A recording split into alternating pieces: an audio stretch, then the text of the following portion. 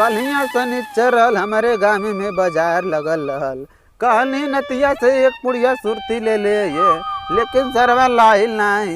यही में दो बीरा सुरती बचल हल चुनौती में ये खा लेती, लेकिन करे बात पता नहीं खाए कि मिली कि नहीं मिली। का बताही सरवा, ये एगो पोखरी का खनवा लेनी, लगना सारे कुल पट दरवे देख के जरे।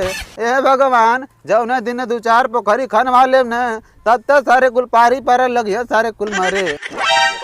अरे सरवत नहीं, हमें जकुन पोखरी रखवारी करती, कहीं ऐसा ना हो कि सरवा कुल भर कटिया लगावत हो के 10 किलो मार के कहीं कुल चिकना नहीं लगा ले। अरे घबरा मत सरऊ लोग, जे कटिया लगावत हो जौना दिन पकड़ा जाइबा सरऊ ने, या लठिया गणिया में डाल के कुल मछरिया मुँह हमारा निकाल ले। अरे दादा दादा बहुत तगड़ा घाम लगता, जल्दी बाबा बढ़िया बैठा आराम से। अरे सर भाई कौन आवत रे? नमस्ते बाबा, देखो तो मड़ई में बैठ के बहुत लेट बड़ा हवा। अरे सर नहीं तू हरे खाना में मेर आदमी नहीं एसी कूलर में हवा ले। सर गरीब आदमी है, मड़ई में नहीं बैठ के हवा ले तो का तुहर गाड़ी में बैठ के हवा ले। वो सब छोड़ा बाबा, तंदू बिरा सुरतिया हमरो खातिर बनैया। अरे सर नहीं, दो ही बीरा सुरती है चुनौती में रहल, वह दो ही बीरा बनावत बानी सुरती। एक बीरा तू खा लिया, एक बीरा हम खा ले, ठीक है ना बाबा? एक बीरा हमें तनको नसबे नहीं चढ़ेला, एक बीरा नशा नहीं चढ़ेला। अरे सर तो नहीं, हम तो आधा बीरा में नशा जानी, अते एक बीरा में ना नशेबे। एक काम कर बाबू, अगर नशाइल चाहते होते ये केरवा अपन मुँह में डाल ले, 4 घंटा नशाइल लेबे। वो सब छोड़ा बाबा, ये बतावा तू यहाँ बैठ के क्या करत हवा? सर हो तो नहीं है, बैठ के हम लार चटती, तू चटबा। देखत ना हम सर पोखरी रखावे थी, कोनो कटिया नहीं लगा पावे। बाबा रखावा रखावा, आजकल के युग जमाना बहुत खराब चलता है, रातों रात को मछली गायब कर देते पोखरी में से। अरे सर तो नहीं, अपने यहाँ पर मछली मार दी है, आई लौकत नहीं, बस सर लाठी लेके आइल बानी। जे मछली मारी न उनकर गणिया में डारब, उनकर नानी मानी सब याद आ जाई है। अरे बाबा लगा था कोनो पोखरिया में घुस के मछली पकड़ता का? कहाँ रे सर कहाँ? देखा बाबा बीच में कहा? अरे सर उतर पनडुब्बी है। अरे बाबा मजाक कर लिए तुमसे। मजाक? सर तो नहीं, भाग जाने तई गणिया में डारा भाचा खचा नहीं। सर तो नहीं, यहाँ कहीं जकुन मजाक करता मैं तंचन ही देखी तो सरवा हमार नतिया कुल भट्टवा पिटवा सरियाऊ ना सरियाऊ ना।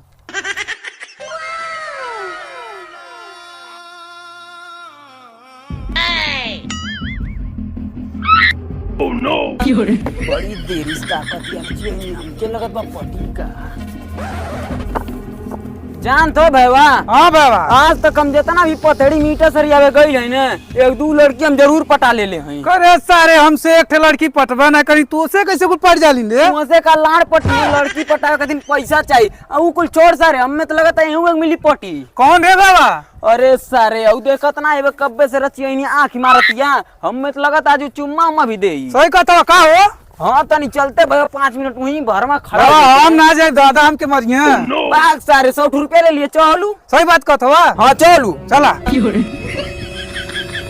ए भैया ते का लाड़ पीछा आवत हवे, तन ध्यान से देखल कर, दादा ही तो बता दिए। ठीक बा भैया, ई सरवा गइल बार अच्छी हिया से मिले, कहीं दादा आ जाए तो बवाल मचा दी है। ए भैया जल्दी से आओ ना, तो दादा आ जाए तो बड़ी मार दी है। तनी चली देखी तो गुनगुनमा झुनझुनमा कुलीटवा सरिया भई लंग नाही। अरे दादा तो आ गई ना। करे सरत ना झुनझुनमा, ते के लाइटा सरिया थे का गुनगुनमा कहां बा?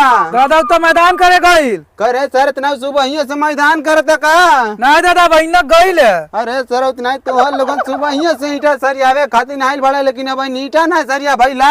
अरे दादा चिंता मत कर, अब मिटवा सरिया दे, जल्दी सरियावा सरोबा ईटा पाथक बा। ठीक है दादा, जल्दी सरियावे। ठीक है ठीक है। अरे सरवत नहीं कौन पिछावा आवाज करता, तन चल ही देखी त।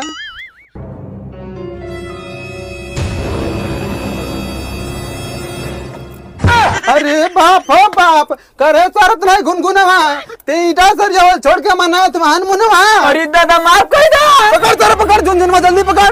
पकड़ ली। करे सरत नहीं गुनगुनवा, तो क्या हम ईटा सरिया भजन नहीं तो सारे पीठा चटे लगल है। दादा हमसे झूठ बोल के गई है, कहता भैया हम जाते ही मैदान करे, इस सरवा आकर चेनी साथे हनीमून मनावता। अरे बाप हो बाप, ये बतिया भट्टा मालिक जान जाइए तो कहीं तोर नतिया सारे रचियनियों नहीं छोड़ता। वही कथवा दादा, आज के बाद तू भट्टा पे ईटा सरिया के मत भेजिए ना, तो पोखरी पोखरा बहाने पर रखवा दे। सही कहत हुए सारत नहीं, हमार तो नाम लाणे मिलौ लई बा, बनो नाम लाणे मिला दी। ए बाबा तनी सा काम कर दे तो से तुअर नमो लाने मिल जाई का। करे सारत नहीं और कल चाहते का? हां भाग सारत नहीं, जल्दी भाग सारत नहीं।